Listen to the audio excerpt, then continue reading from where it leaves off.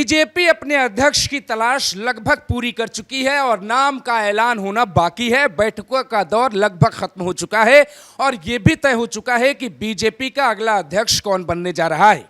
लेकिन सवाल यह है कि अगले अध्यक्ष में खूबियां क्या क्या देखी जा रही हैं और कमियां कुछ भी ना हो, इस पे क्या ख्याल रखा जा रहा है। बीजेपी, आरएसएस या प्रधानमंत्री नरेंद्र मोदी, अमित शाह या फिर आरएसएस के प्रमुख मोहन भागवत, किसकी चलेगी? आपको यह भी समझा रहे हैं कि मीटिंग में जो फैसला हुआ है वो किसके नाम का हुआ है। दावेदार कई हैं दोस्तों। यूपी से भी दावेदार हैं, सुनील बंसल दावेदार हैं जो पार्टी में राष्ट्रीय महासचिव हैं। दावेदार केशव प्रसाद मौर्य भी हैं जो अभी आप देख रहे हैं कि वो किस भूमिका में है। दावेदार विनोद तावड़े भी है, वो भी एक बड़े नेता हैं और संगठन के आदमी हैं और आरएसएस के आदमी। इसके अलावा दावेदार भूपेंद्र यादव भी हैं जिनका नाम तब भी आया था जब जेपी नड्डा का नाम अध्यक्ष पद के लिए पहली बार आया था। इसके अलावा दावेदारों में दोस्तों मनोहर लाल खट्टर भी शामिल हैं। दावेदारों में एक नाम लोग कह रहे हैं कि राजनाथ सिंह भी हो सकते हैं और एक नाम जो है ये भी कहा जा रहा है कि मध्य प्रदेश के बड़े नेता और मोदी सरकार में कृषि मंत्री की जिम्मेदारी संभाल रहे शिवराज सिंह चौहान भी हो सकते हैं। और हवाई जो बातें की जाती हैं उसमें कुछ राजनीतिक पंडित ऐसा कहते हैं कि हो सकता है कि अनुराग ठाकुर को मंत्रालय नहीं मिला है तो उनको जो है बीजेपी का अध्यक्ष बनाया जाए। अब इतने नामों में हम आपको सिर्फ एक नाम की बात बताएंगे और ऐसा लगता है कि लगभग 95% बीजेपी उस नेता को अपना अध्यक्ष मान चुकी है। सही वक्त का इंतजार किया जा रहा है। प्रधानमंत्री मोदी, गृहमंत्री अमित शाह, बीजेपी के साथ आरएसएस प्रमुख मोहन भागवत, इसके अलावा राजनाथ सिंह और योगी आदित्यनाथ की उस नाम पे सहमति बन चुकी है। यहां तक कि नितिन गडकरी और मध्य प्रदेश के नेता शिवराज सिंह चौहान, इनकी भी सहमति ली गई है। दरअसल बीजेपी जातियों के आधार पे या जातिगत समीकरण को देखते हुए अपना राष्ट्रीय अध्यक्ष चुनने जा रही है। जो मौजूदा बीजेपी के अध्यक्ष हैं, जिनके कार्यकाल में बीजेपी को बड़ा झटका लगा लोकसभा में, जेपी नड्डा हिमाचल प्रदेश से आते हैं और वो वहां के ब्राह्मण नेता हैं और ब्राह्मण को बीजेपी ने अध्यक्ष बनाया। दूसरा समीकरण यह कहता है कि बीजेपी किसी ब्राह्मण नेता को ही बीजेपी अध्यक्ष बनाने जा रही है और उस पूरे समीकरण में आप एक नेता का नाम आता है, उनका नाम है देवेंद्र फडणवीस। महाराष्ट्र की राजनीति में अच्छी पकड़ रखते हैं और यहां तक कि महाराष्ट्र में उनकी सरकार और संगठन दोनों की समझ काफी अच्छी है।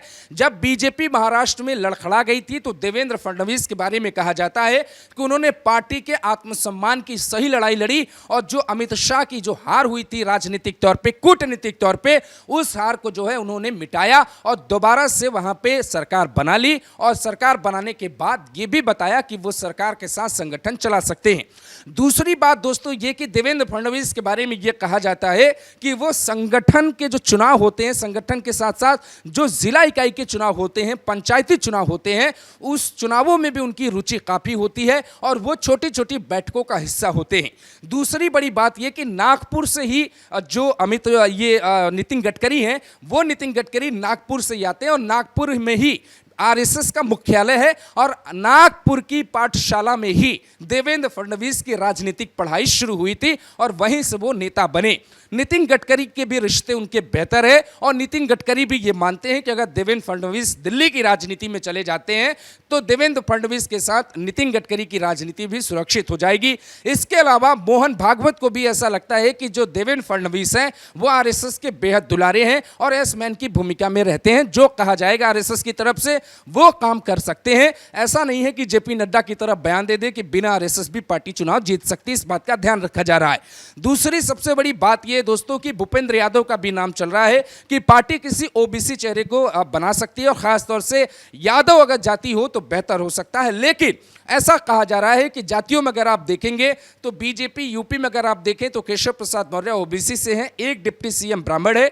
महाराष्ट्र में अगर आप देखें तो देवेंद्र फडणवीस वहां पे डिप्टी सीएम है, वो ब्राह्मण है। अगर आप देखें कि हरियाणा में तो जो हरियाणा के जो नए अध्यक्ष बनाया बीजेपी ने वो ब्राह्मण है। इसके अलावा दोस्तों मध्य प्रदेश में मोहन यादव यानी ओबीसी हैं। इस तरीके का जो जातिगत समीकरण है उस समीकरण को साधते हुए बीजेपी के पास विकल्प ब्राह्मण ही अध्यक्ष बनाने का बचता है, क्योंकि ऐसा कहा जा रहा है कि अखिलेश यादव जो है ब्राह्मणों को लुभाने के लिए तरह तरह की योजना लाना चाहते हैं और जिस तरीके से उन्होंने पीडीए बनाया वो ब्राह्मण और ठाकुर वोटरों में भी सेंधमारी कर सकते हैं। दरअसल यूपी में चूंकि ठाकुर ही मुख्यमंत्री हैं योगी आदित्यनाथ, तो ठाकुरों के वोट पर अखिलेश यादव को पता है कि वहां मेहनत करने से कुछ मिलेगा नहीं, लेकिन अगर ब्राह्मण वोटरों पर मेहनत की जाए तो वहां पर बहुत कुछ मिल सकता है। इसीलिए वो ब्राह्मणों से जुड़े मुद्दे जरूर उठा रहे हैं। बीजेपी ये चाहती है कि अगर ब्राह्मण ही अगर कोई बीजेपी का अध्यक्ष बनता है तो उस जो जातिगत आंकड़े और समीकरण में जो बीजेपी की कमी दिखाई दे रही है वो नहीं दिखाई देगी। इसीलिए नड्डा का जो सही रिप्लेसमेंट है दोस्तों वो देवेंद्र फडणवीस ही हो सकते हैं। और देवेंद्र फडणवीस के बारे में यह कहा जाता है कि पार्टी की तरफ से जो भी जिम्मेदारी उनको दी जाए वो पूरी कर लेते हैं। यूपी बिहार के ज्यादातर लोग जो है हो सकता है देवेंद्र फडणवीस की कुशलता के बारे में न जानते हो, लेकिन देवेंद्र फडणवीस की राजनीति या बीजेपी में उन्हें जो है अगला चाणक्य कहा जाता है, जो राजनीति को बेहद करीब से समझते हैं। कुछ दिनों पहले प्रधानमंत्री नरेंद्र मोदी ने उन्हें बुलाया था, वो मुलाकात करने के लिए गए थे और मुलाकात में यही सब बात हुई थी। और इस बात में एक बात और हुई थी, अजीत पवार को लेकर बात हुई थी, लेकिन हमारी इस स्टोरी से अजीत पवार का कोई लेना देना नहीं है। तो देवेंद्र फडणवीस के नाम पर लगातार मंथन चल रहा है। लगभग इस बात की संभावनाएं ज्यादा हैं कि देवेंद्र फडणवीस ही बीजेपी के अध्यक्ष होंगे, लेकिन इसमें जो राजनाथ सिंह की भूमिका है दोस्तों वो बहुत बड़ी हो गई है। राजनाथ सिंह के घर पे ही वो बैठक हुई थी और बैठक में राजनाथ सिंह का ये भी कहना था बैठक के दौरान कि बीजेपी का कोई ऐसा अध्यक्ष चाहिए जो एनर्जेटिक हो, जिसमें जान हो और कुछ कर गुजरने की क्षमता हो, किसी बड़े राज्य से आता हो, किसी ज्यादा संख्या वाली लोकसभा सीटों का अनुभव हो, विधानसभा और लोकसभा चुनाव अपने नेतृत्व में लड़ चुका हो। इन तमाम समीकरणों में देवेंद्र फडणवीस बेहतर होते। अब आपका सवाल होगा कि देवेंद्र फडणवीस अगर दिल्ली आ गए तो योगी आदित्यनाथ के लिए क्या होगा। इस सवाल को समझने से बेहतर है आप ये समझिए कि केशव प्रसाद मौर्य या सुनील बंसल जो यूपी की सियासत का बड़ा चेहरा है, जिन्हें जो है बड़ी जिम्मेदारी लोकसभा चुनाव में यूपी के लिए दी गई थी, वो अगर वो बन जाते हैं तो फिर योगी आदित्यनाथ के लिए मुश्किल हो जाएगी। बेहतर विकल्प योगी आदित्यनाथ की राजनीति के लिए, राजनाथ सिंह की राजनीति के लिए, नितिन गडकरी के लिए और आरएसएस और बीजेपी की खाई को कम करने के लिए जो सबसे सही उम्मीदवार दिखाई देता है बीजेपी को, वो देते हैं देवेंद्र फडणवीस। इसीलिए उनके नाम पर लगभग मोहर लग चुकी है। जो चुनाव 4 राज्यों में होने वाले हैं उन चुनावों को देखा जा रहा है और महाराष्ट्र की सियासत से देवेंद्र फडणवीस को निकालकर दिल्ली लाने की पूरी कोशिश की जा रही है, लेकिन चूंकि महाराष्ट्र में भी चुनाव है इस कारण उन्हें थोड़ा वक्त दिया जाएगा। आपको एक कहानी दोस्तों बताते हैं, जब राजनाथ सिंह को अध्यक्ष बनाया गया था उस वक्त जो है तत्कालीन अध्यक्ष हुआ करते थे बीजेपी, उस वक्त जो है बीजेपी में ये प्लानिंग चल रही थी। उस वक्त आरएसएस, अटल बिहारी वाजपेयी और लाल कृष्ण आडवाणी के बीच एक बैठक हुई थी। उस वक्त आरएसएस के चीफ हुआ करते थे सुदर्शन जी, और उस वक्त जो है आडवाणी जी और अटल जी के बीच जो बैठक हुई थी उसमें जो है अटल जी ने कुछ बोला ही नहीं शुरुआत में। इसके अलावा जो आडवाणी जी थे उनका यह कहना था कि डॉक्टर साहब को बनाना चाहिए अध्यक्ष पार्टी का। डॉक्टर साहब कौन थे? मुरली मनोहर जोशी। वो चाहते थे कि उनको ही जिम्मेदारी मिले।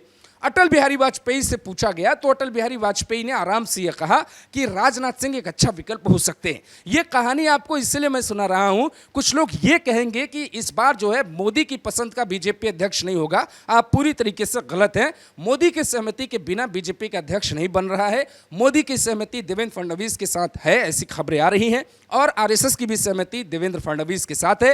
राजनाथ सिंह भी देवेंद्र फडणवीस के साथ खुश है। यहां तक कि राजनाथ के थ्रू योगी का मैसेज भी आरएसएस को मिला होगा कि योगी आदित्यनाथ को भी देवेंद्र फडणवीस के नाम पर कोई दिक्कत नहीं है, क्योंकि शिवराज सिंह चौहान ने बहुत पहले कहा था चुनाव से पहले कि उन्हें दिल्ली नहीं आना है, लेकिन योगी उनको जो है प्रधानमंत्री मोदी लेकर आते हैं। उनकी जो है अध्यक्ष पद पर कोई बहुत दिलचस्पी नहीं दिखाई देती है। जब भी उनसे मीडिया में इस बारे में बात किया गया तो जो विनोद तावड़े हैं वो नेता बहुत अच्छे हैं और विनोद तावड़े का संगठन की जो जानकारी है वो अनुभव बहुत ज्यादा है, लेकिन विनोद तावड़े के पास क्या वो जिम्मेदारी सही रहेगी, ये सवाल इसलिए क्योंकि विनोद तावड़े क्या हिंदी भाषी क्षेत्र को बहुत अच्छे से समझते, क्या यूपी, बिहार, उत्तराखंड, इसके अलावा हरियाणा, जो ये सब राज्य जो बीजेपी के जनाधार वाले हैं, गुजरात, मध्य प्रदेश, इसकी राजनीति को बेहतर समझते हैं, क्या कार्यकर्ताओं के मन को टटोल पाएंगे। शायद यहाँ उनका नंबर कम हो जा रहा है और इसीलिए बीजेपी लगभग मीटिंग को क्लोज करके फैसला अपना सुरक्षित रख चुकी है।